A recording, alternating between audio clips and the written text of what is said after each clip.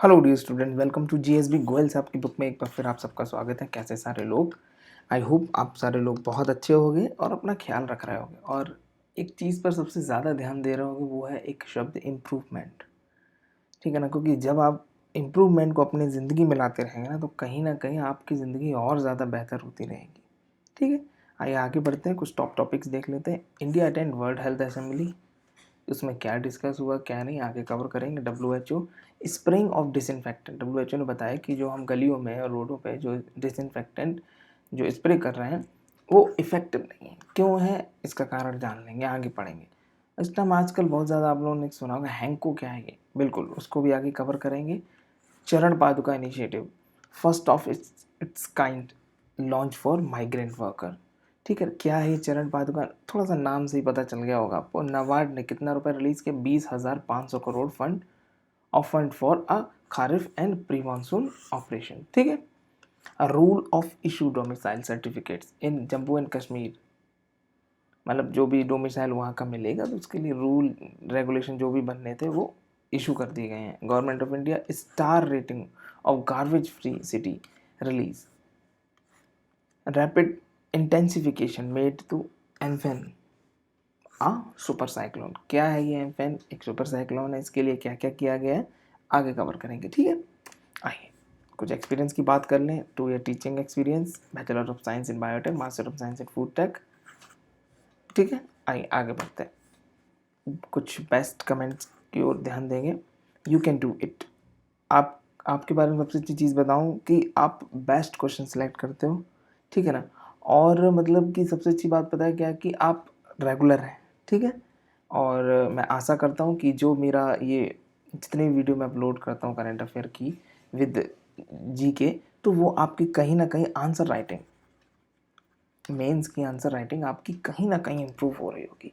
ठीक है, Tanu Gupta, informative video, thank you so much. आइए आगे बढ़ते हैं। India attend world health assembly, क्या था इस असेंबली में क्या नहीं, आइए देखते हैं। The world health assembly is the decision making body of world health organisation. नई चीज़ पता चली होगी आपको। India was represented by union minister doctor Harshvardhan at world health assembly. ठीक है, apart from COVID-19 the world health assembly address globally vaccine plan, global vaccine plan. इनके अलावा कोरोना वायरस के अलावा वैक्सीन प्लान क्या है? Polio eradication and neglected tropical disease. कुछ neglected tropical disease, polio eradication और ग्लोबल वैक्सीन प्लान के बारे में भी डिस्कशन हुआ है ना। अब निगलेक्टेड ट्रॉपिकल डिजीज जैसे कि कुछ ऐसी डिजीज जिन पे हम लोग इस टाइम ध्यान नहीं दे पा रहे, जैसे कि बोले तो टीवी, मलेरिया, एड्स, इन पर ध्यान इस टाइम नहीं दे पा रहे हैं COVID-19 की वजह से, उन पर भी डिस्कशन हुआ। ठीक है, China and COVID-19, what is a relation between China and COVID-19? Around 120 countries backed the resolution to conduct an investigation on China over the origin of COVID-19। अगर एक बात बोलें कि तकरीबन 120 देशों ने, अगर इसको डायरेक्टली बात बोलूँ तो समर्थन दिया कि चाइना पे इन्वेस्टिगेशन होना चाहिए कि कोरोना वायरस वहाँ से आया है कि नहीं आया। The name was China was not brought up. Australian prime minister Scott Morrison initiated the investigation on COVID-19। China oppose the investigation. मतलब अब इन्होंने अगर बात करी जाए ऑस्ट्रेलियन प्राइम मिनिस्टर की, स्कॉट स्कॉट मॉरिसन की, तो इन्होंने क्या किया, एक इनिशिएशन स्टार्ट किया है इन्वेस्टिगेशन किस पे? COVID-19 के हिसाब से, कि कहाँ से इसका ओरिजिन हुआ है। और चाइना इसका अपोज कर रहा है कि नहीं नहीं ये कुछ नहीं, ये नहीं करना आपको ऐसे। India to hold the chair. Also India is expected to be elected as a chair of the executive board of world health assembly. बहुत अच्छी बात है। और किसको रिप्लेस करेगा इंडिया? जापान को। ठीक है, जापान रिप्लेस हो सकती है इंडिया से। अब इंटरनेशनल हेल्थ रेगुलेशन कमेटी क्या है? The member countries have agreed to work in close collaboration with the World Organization of Animal Health and also with the Food and Agriculture Organization. The committee will work on the transmission route the virus to find out the possible host। ठीक है ना, मतलब ये सारी चीज़ें find करेगी। The committee will also look for a solution that will help to prevent such pandemic outbreak. मतलब ये जो कमेटी रहेगी कि ये भी फोकस करेगी कि किस तरीके से हम जो भी आने वाली कोई महामारी हो या अभी जो महामारी चल रही है इससे कैसे बचें। ठीक है, India at the assembly. Union Health Minister Dr. Harshvardhan represent India, listed out various measures being taken by India to fight against COVID-19. अब इतने सारे वहाँ देश इकट्ठे हुए तो सारे देश ने मिलकर अपना मतलब बताया कि हम कोविड-19 से कैसे फाइट कर रहे हैं, कैसे नहीं। तो इंडिया की तरफ से डॉक्टर हर्षवर्धन ने इंडिया को रिप्रेजेंट किया और बताया कि हम किस किस तरीके से कौन कौन सी स्कीम ला रहे हैं, क्या क्या हमने किया है। ठीक है, वर्ल्ड हेल्थ असेंबली को देख लेते हैं। World health assembly is the highest health policy setting body in the world. नई चीज़ पता होगी। It is mainly compose of health ministers all over the world. The member of the assembly meet every year in Geneva during the month of May. ठीक है, ये भी नई चीज़ पता चली होगी। The world health assembly approved works of world health organisation and also budget and elects it's a director general. ठीक है, WHO ने क्या बोला कि जो स्प्रे हम कर रहे हैं डिसइंफेक्टेंट का रोड पर सब, ये इफेक्टिव नहीं है। आइए देखते हैं। The world health organisation recently announce to its member countries that spraying disinfectant on road is not effective. The organization rather say spray disinfectant can be harmful. और ऑर्गेनाइजेशन WHO ने ये भी बोला कि जो आप इतना सारा स्प्रे वगैरह स्प्रे मतलब डिसइंफेक्टेंट स्प्रे कर रहे हैं वो पब्लिक हेल्थ के लिए बहुत ज़्यादा हार्मफुल है। इससे कोरोना को तो कुछ नहीं होगा, लोगों की हालत ख़राब हो जाएगी। Please note it, according to the world health organisation fumigation और spraying of disinfectant on the street and market place is not recommended to kill कोविड-19। ठीक है, this is because the dirt and device is inactivate the disinfectant. अब क्या है, हाँ, अब जो डिसइंफेक्टेंट आप स्प्रे कर रहे हैं वो कोविड-19 को मारने में सक्षम है, पर जो वहाँ पर गंदगी है ना, डर्ट है और बहुत सारी और भी इन्वायरमेंट में चीज़ है, तो उसके साथ मिलकर क्या है कि वो अनइफेक्टिव हो जाता है। ठीक है ना, तो वायरस को इनएक्टिवेट नहीं कर पाता वो। ठीक है, इसीलिए इफेक्टिव नहीं है। Why is the spray of disinfectant not recommended? The WHO says that even in the absence of organic matter, spraying of disinfectant will not cover the surface for the time period that is required to deactivate the pathogen. मतलब अब इस pathogen को deactivate करने के लिए मान लो कि 10 घंटे लगते हैं डिसइंफेक्टेंट को। अब डिसइंफेक्टेंट वहाँ पर खींचा गया, ठीक है, तो आपको क्या लगता है कि वो 10 घंटे तक वहाँ सर्वाइव कर पाएगा? नहीं ना, तो इसीलिए also street and pavement have still not considered the reservoir of COVID-19 infection। और सच बात है, गलियाँ वगैरह ये सारी चीज़ें उनके रिजर्वायर भी नहीं है कोविड-19 की, यहाँ यहीं पर बसा है, ऐसा नहीं है। Also spraying disinfectant on road is highly dangerous to human health. Apart from this spray, other toxic substance like chlorine on people can also led to eye and skin irritation and bronchospasm and a gastrointestinal effect। अब मैं आपको बात बताऊं कि जैसे कि जब मैं हॉस्टल लाइफ में था, हॉस्टल में रहता था, तो मैंने देखा था कि ये बात कर रहा हूँ मैं 2010 की बात कर रहा हूँ, तो मेरे हॉस्टल में ना क्लोरीन का स्प्रे किया जाता था। बट उस क्लोरीन की बोतल कितनी छोटी होती थी, मतलब जब आपने 1 लीटर की कोल्ड ड्रिंक की बोतल देखी होगी उतनी, और उस एक बोतल वो मतलब जो भैया थे जो डिसइंफेक्टेंट पूरा हॉस्टल में स्प्रे करते, तो मैंने पूछा भैया बोतल कितने दिन चलती है? तो भैया बोलते हैं कि ये बोतल पूरा 1 महीने चलती है। तो मतलब कहने की बात क्या कि उस 1 लीटर में इतना ज़्यादा कंसनट्रेटेड फॉर्म में था। एक बार क्या हुआ कि वो बोतल कांच की सीढ़ियाँ थी, हम लोग का 4 फ्लोर था, तो जो बोतल थी वो यहाँ पर फूट गई। तो पूरे हॉस्टल में, मतलब पूरा एरिया, बहुत बड़ा हॉस्टल था, पूरे हॉस्टल के अंदर कोई एक पैर नहीं रख पा रहा था। इतना ज़्यादा मतलब स्किन इरिटेशन और आँखों से पूरा आंसू बाहर आ रहे, इतना ज़्यादा क्लोरीन कंसनट्रेटेड फॉर्म में था।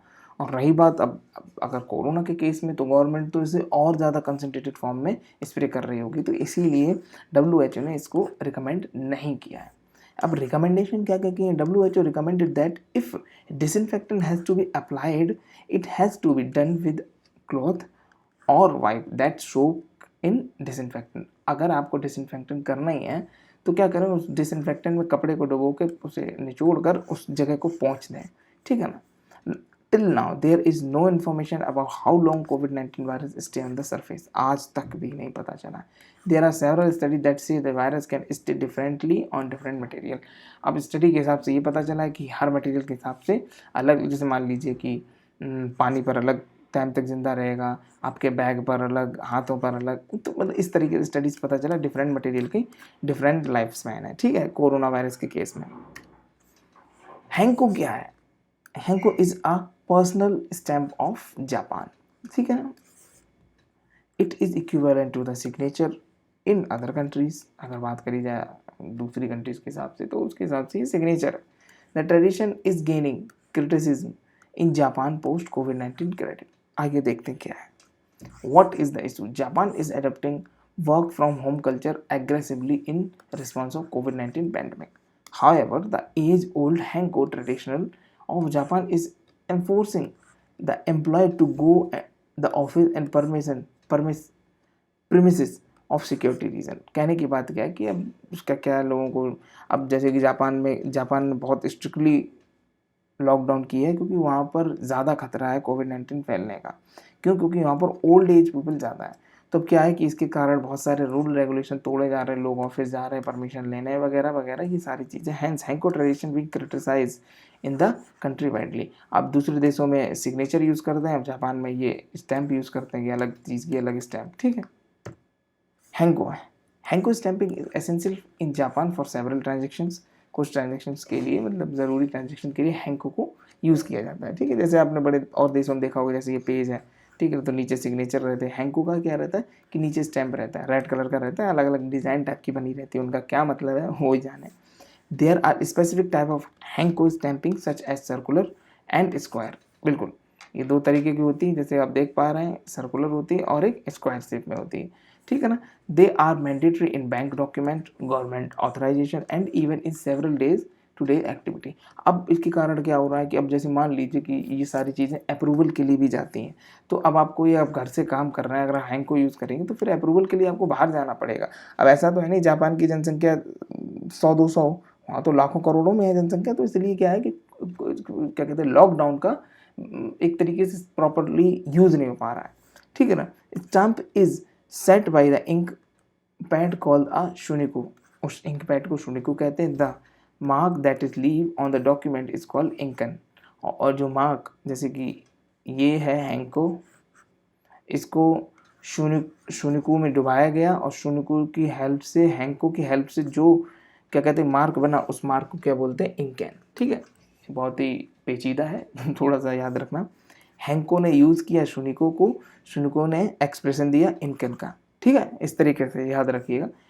ट्रेडिशन की बात करें, the use of hanko is of 2 millennium old tradition that will use to identify individual that involve in government agency। अब मतलब ये इसलिए यूज़ किया जाता था कि जो इंडिविजुअल है वो गवर्नमेंट एजेंसी में कहीं ना कहीं है। बाइवन इज ऑल्सो अ जापानी सील। अब अगर बात करी जाए हैंको की तरीके से, तो बाइवन इज ऑल्सो अ जापानी seal. It has red background and white characters. जैसे कि वाइट, जैसे कि कैसे बताएं, जैसे कि ये राउंड राउंड है, ठीक है ना। कैसा रहता था कि रेड बैकग्राउंड रहता था पूरा, जिसमें आपने देखा कि जैसे अगर मैं इसका पूरा बैकग्राउंड रेड कर दूं, है ना, वाइट कलर से लिखा हो, तो इस तरीके से ये रहती थी, ठीक है। कौन सी? वाइवन। ये भी एक जापानी सील है। चरण पादुका initiative, first of its kind, launch for migrant worker. बहुत अच्छा है। चरण पादुका campaign has launch in Madhya Pradesh, याद रखना, for the migrant worker passing through the state. जो स्टेट से पास होंगे उनको ये चरण पादुका जो स्कीम चलाई गई है, इसके तहत जो कैंपेन चलाया गया है, इसके तहत उनको क्या दोगा, देखते हैं। Under the campaign the migrant worker will provide with shoe and slipper to reduce their pain. मतलब आप बिलीव नहीं करेंगे, मैंने जब वो पिक्स देखी जो माइग्रेंट वर्कर ने अपने पैरों की, पता नहीं किसी ने अपलोड की, आप रो पड़ेंगे, ऐसी भयंकर पिक्स हैं। तो हमेशा याद रखिए, आप अपनी ज़िंदगी से हमेशा संतुष्ट रहिए, जो है बेस्ट है, ठीक है ना। और एक चीज़, ज़िंदगी में कितने भी बड़े हो जाना, हाँ, कुछ भी कर लेना, पर एक चीज़ याद रखना, इस शब्द को कभी मत भूलना, घर। घर से बड़ा कुछ नहीं है। सोचो, माइग्रेंट वर्कर 1700 किलोमीटर पैदल चल कर आ रहे हैं, क्यों? क्योंकि उन्हें घर जाना है। हाँ, घर पे भी नहीं, उनका खाने का रखा है, बट घर पे एक जो सबसे बड़ी चीज़ है वो क्या है? सुकून, ठीक है। तो एक चीज़ ज़िंदगी भर याद रखना कि घर से अच्छी इस दुनिया में कोई चीज़ ही नहीं है। मैं बचपन में जब कविता पढ़ा करता था, छोटा था, तो वहाँ एक कविता थी, मुझे एक लास्ट ही लाइन याद है कि स्थान भले हो कितने सुंदर, घर सा मिलता प्यार का। तो बस यही चीज़ है, इसी के लिए सारी लेबर परेशान है, वो सब अपने घर जा रहे हैं। आपसे भी, अगर आपके घर के आसपास भी अगर आपको कोई माइग्रेंट वर्कर मिलता है, तो पैसे नहीं, उसको एक वक्त का खाना ज़रूर खिलाएं, ठीक है। Please note it, the Charan Paduka campaign is also conducted by the police of Madhya Pradesh state. Eventually, the initiative received the full support of public by providing sleeper. The pain of the migrant worker is being reduced. The government of India has been taking several measures to help migrant worker returning to their hometown. Measure of government of India announced Atmanirbhar Bharat Abhiyan under the migrant worker were covered largely. The government allocated 20 lakh crore for the initiative. ठीक है, under the scheme food and accommodation of the migrant worker were focused इसमें. ठीक, food की बात कर लें, one nation one card scheme is to be implemented in June 2020. This will help provide relief for the migrant worker. However, in order to provide immediate relief, Government of India announced a free food grain supply for 2 months. ठीक है, this includes 5 kg of grain and 1 kg of pulse. To avail this, the migrant worker need not use a ration card. ठीक, the free food grain are being provided under the National Food Security Act. ये नई चीज़ आपको पता चली होगी. ठीक है, यहाँ पर थोड़ा सा डाउट है, एक बार इसे क्लियर कर लीजिएगा कि जो गवर्नमेंट ऑफ इंडिया ने अनाउंस किया है फ्री फूड ग्रेन सप्लाई, ये 3 महीने की है शायद मैं कंफर्म नहीं कह रहा हूँ, शायद. ठीक है, अकोमोडेशन की बात कर लें, as an immediate relief temporary shelter were constructed. आपके घर के आसपास भी आपने देखे होंगे टेम्परेरी शेल्टर बनाए गए जिसमें क्या कहते हैं पानी वगैरह सारी चीज़ें हैं, गद्दे, जो उनकी ज़रूरत की चीज़ें सब चीज़ें हैं. ठीक है, the affordable rental housing scheme is to be launch under the Pradhanmantri Awas योजना फॉर माइग्रेंट वर्कर. नाबार्ड ने भी रिलीज कर दिया कितना 2500 crore fund for kharif and pre monsoon operation. देखते हैं क्या 18 मई 2020 की बात करें, national bank of agriculture and rural development NABARD release 20,500 crore. The fund will act as a front loading resource to cooperative bank and the regional rural development banks. मतलब अब ये 20,500 करोड़ रुपए रिलीज किया कहीं ना कहीं एग्रीकल्चर के बेसिस पर. ठीक है, आप देख पा रहे kharif crop and pre monsoon operation को परफॉर्म करने के लिए जितना भी पैसा लगेगा वो यहीं से सारी चीज़ें एलोकेट होगी. ठीक है, please noted the fund have been released to help farmer in kharif operation and also in their pre monsoon preparation. Of the allocated amount 15,200 crore is to be provided through the cooperative bank and बचा हुआ 5,300 crore through a RRBS. ठीक है, मतलब regional rural development bank. अब सारे जो लोग हैं वहीं से तो पैसा लेंगे जो किसान लोग हैं. Indian meteorological department recently announce that the Indian monsoon is to be begin on 5 June से मानसून स्टार्ट हो जाएगा. Hence the advance releasing of fund will help farmer to receive loan from RRBS and cooperative banking.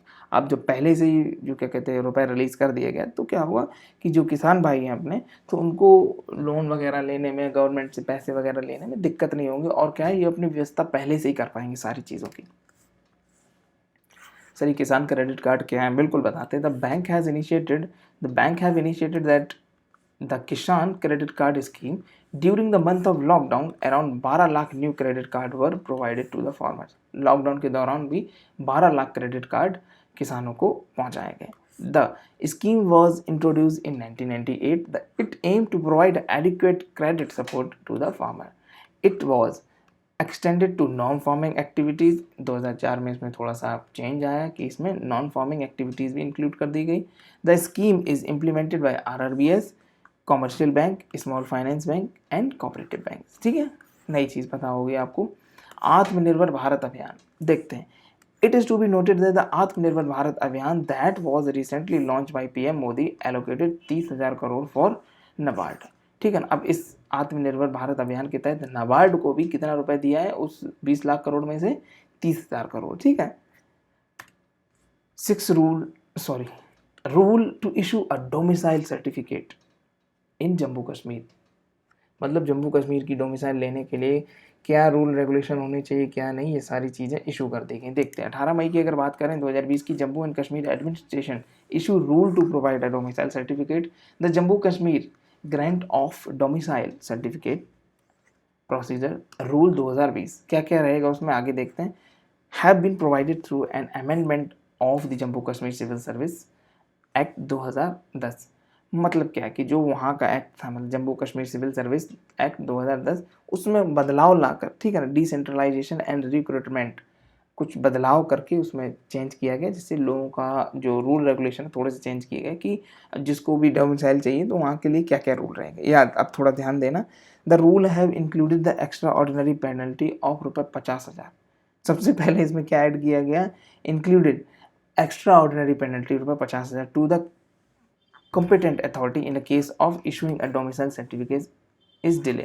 मतलब domicile certificate, मतलब कहने की domicile certificate delay करने में अगर कोई भी तुम डिले करते हो तो जो इशूइंग होगी, मतलब जो वहाँ पर अथॉरिटी होगी, उस केस में उसको कितना भुगतना पड़ेगा, ₹50,000 penalty. The penalty will impose by the appellate authority and will recovered from the salary of competent authority. अब जो अथॉरिटी वहाँ की क्या कहते हैं ये डोमिसाइल दे रही, अगर वो डिले करती, किसी भी तरीके कोई भी धांधलेबाजी करती, कुछ भी करती, तो क्या होगा, उसकी सैलरी से ₹50,000 काट लिए जाएंगे। The domicile should provided with in 7 day of the application. आज आपने भुगतान किया, करेक्ट 7 दिन के अंदर आपको डोमिसाइल मिल जाएगा। बैकग्राउंड की बात कर लेते हैं, बहुत ही खराब बैकग्राउंड रहा है। On March 31, 2020 the government of India issue a Jammu Kashmir reorganisation adaptation of state law order 2020। according to the order the domicile of a person is defined as, देखते हैं, a person who has resided in a union territory of Jammu and Kashmir for a period of 15 years, 15 साल से है, और has study in the union territory for a period of 15 साल, और वो वहाँ पे पढ़ भी रहा है अगर 15 साल तक, तो उसको मिल जाएगा। And appear in class 10th or 12th examination in an educational institute of Jammu Kashmir is considered to be a domicile of Jammu Kashmir। अरे वाह, अगर वो 15 साल तक वहाँ पर रह लेता है तो भी उसको डोमिसाइल मिल जाएगा, और वो एक तरीके उसका डोमिसाइल होगा। और साथ ही साथ अगर 15 साल तक अपनी पढ़ाई भी करता है तो भी, और साथ ही साथ अगर वो क्लास 10th और 12th के एग्जामिनेशन में अपीयर किया हो तो भी वो उसका एक तरीके से डोमिसाइल का काम करेगा। Impacts due to the order the Best Pakistan refugees and children of the women married outside Jammu Kashmir and Safai Karamchari are now eligible to obtain domicile status। ठीक है, government of India star rating of garbage free city, क्या है ये programme, आइए देखते हैं इस campaign में क्या है क्या नहीं, किस तरीके से स्टार रेटिंग मिलेगी और कौन कौन से गार्बेज फ्री सिटी होंगे, क्या उनकी शर्तें होंगी। 19 मई 2020 की बात करें, the ministry of housing and urban affair release the star rating of garbage free city 2019-2020। देखते हैं, please noted around 5 cities were given 5 star rating, 5 cities को कितनी 5 स्टार रेटिंग दी गई। This include Ambikapur, Surat, Rajkot, Mysore, Indore and Navi Mumbai. The ministry had given 5-star rating to 65 cities and 1-star rating to 70 cities। अच्छा एक बात बताऊँ आपको, इंदौर में मैं रहा हूँ, खूब रहा हूँ, तकरीबन 1 साल। तो वहाँ मैंने एक चीज़ देखी थी कि सफाई कर्मचारी बहुत ज़्यादा थे वहाँ, मतलब कि रोड वगैरह, गलियाँ वगैरह, मतलब आप जहाँ भी देखेंगे सफाई कर्मचारी आपको ज़्यादा देखेंगे। 24 घंटे नहीं, मतलब सुबह शाम आपको झाड़ू लगाते हुए, कोई गंदी चीज़ लगी उसको साफ़ करते हुए, पेड़ वगैरह। तो ये चीज़ अच्छी चीज़ है। अब इन सारी जगहों से हम लोगों को जिन जिन जगहों को 5 स्टार मिले हैं, तो वहाँ की एक बार सिटी की स्टाइल वगैरह देख कर कि किस तरीके से साफ़ रखते हैं, किस तरीके से वो चीज़ें यूज़ करते हैं, कैसे नहीं, तो उनको अगर हम सारे लोग अप्लाई करी जाएंगी तो उससे क्या रहेगा कि और भी सिटीज़ 5 स्टार रेटिंग में आ सकती हैं। ठीक है, about the rating system was launch by the ministry in 2018। This was launch to provide a mechanism to achieve a garbage free status. Also such a rating system will motivate city. अब जैसा rating system city को motivate करता है, आपने भी अपने शहरों में पोस्टर लगे देखेंगे, अरे नहीं हमको फर्स्ट आना है, हमको सफाई में फर्स्ट आना है, आगे जाना है, higher cleanness. The rating mainly focus on a solid waste management. Okay, the importance of effective solid management and sanitization has been brought to the forefront of COVID-19 crisis। अगर बात करी जाए सफाई वगैरह, ये सारी तो सबसे मतलब ज़्यादा इनका मायने है कोविड-19 में अगर हम साफ सफाई रखते हैं। The solid waste management has include the second phase of the Swachh Bharat mission as well. Apart from this, government of India launch a Swachh Survekshan to survey a cleanness of the country. हम स्वच्छ भारत मिशन के तहत अब क्या है कि एक नई चीज़ लॉन्च की गई, मतलब उसको सर्वे करने के लिए स्वच्छ स्वच्छ सर्वेक्षण। अब इसमें होगा क्या, टू सर्वे क्लीननेस, कितनी सफाई कितनी नहीं उसको मतलब पूरा देखने के लिए है ना, उसी हिसाब से रेटिंग दी जाएगी। तो Swachh Swachh Survekshan rank the city based on their cleanness. अब ये जो स्वच्छ सर्वेक्षण है ये किस हिसाब से रैंक देता है, उनकी कितनी सफाई है किस शहर में। However the ranking system despite of their good performance some cities could not recognise properly this rating protocol was launch. अब क्या होता था कि कुछ सिटीज़ नहीं रिकॉग्नाइज कर पाती थी, कुछ चीज़ें नहीं हो पाती थी वहाँ, तो इसीलिए क्या किया गया कि एक रेटिंग प्रोटोकॉल को लॉन्च किया गया। ठीक है, अब देखिए, अब मैं पिछली दिखाता हूँ। देखिए 65 सिटी को 3 स्टार रेटिंग मिली और 17 सिटी को 1 स्टार और 5 रेटिंग मिली, 5 स्टार रेटिंग मिली 5 सिटीज़ को। तो इससे क्या होगा, रेटिंग से पता चल गया किसको कितनी रेटिंग मिली। ठीक है, ministry of housing and urban affairs has provided the health checkup, PPEs and also payment for regular wage to sanitation worker। अब रेगुलर बेसिस पर उनको इनकम दी जा रही है, PPEs दिए जा रहे हैं एंड हेल्थ चेकअप भी प्रोवाइड कराए जा रहे हैं। ठीक है, जो सैनिटेशन वर्कर है। अब जैसे आपने देखा होगा जो आपके आसपास ट्रेन वगैरह जो भी चली हैं उनको भी हर जर्नी कंप्लीट होने के बाद, जैसे मान लीजिए दिल्ली से गुवाहाटी गई नॉर्थ ईस्ट, उसके बाद जैसे गुवाहाटी पहुंची तो पूरी ट्रेन को सैनिटाइज किया जाता है ना। और ऐसे नहीं स्प्रे से, कपड़े से ले लेके पोंछा जाता है पूरा सैनिटाइजेशन लगा के, और फिर स्प्रे से भी उसको किया जाता है। तो इस तरीके से इनको रेगुलर बेसिस पर वेज मिल रहा है, मतलब उनको उनकी पगार मिल रही है। Rapid intensification made Amphan a super cyclone. Amphan के बारे में आपने 2-3 दिन पहले सुना होगा। सुपर साइक्लोन की वजह से मतलब बहुत ज़्यादा तेज़ी से तैयारियां चल रही हैं। देखते हैं। Cyclone Amphan has intensified from a severe cyclonic storm to a super cyclone. This happened in less than 14 hours। और 40 घंटे के अंदर ही इस सुपर साइक्लोन जनरेट करके, जिसका नाम क्या है, Amphan. Please noted the rapid intensification of Amphan into a super cyclone is mainly because of rapid warming up of bay of Bengal. ठीक है, इस वजह से क्या हुआ, हवाओं में जो बदलाव आता है उसके कारण ही स्टॉर्म बनता है। The following are the main reason that lead to the rapid intensification, कि इतना ज़्यादा मतलब वो क्यों इतना ज़्यादा खतरनाक हो गया। हाई सरफेस टेम्परेचर, ठीक है ना, जो सी का टेम्परेचर से सरफेस टेम्परेचर बहुत ज़्यादा हाई है, इस वजह से और ज़्यादा वो इंटेंसीफाई होगा कितने 40 घंटे में।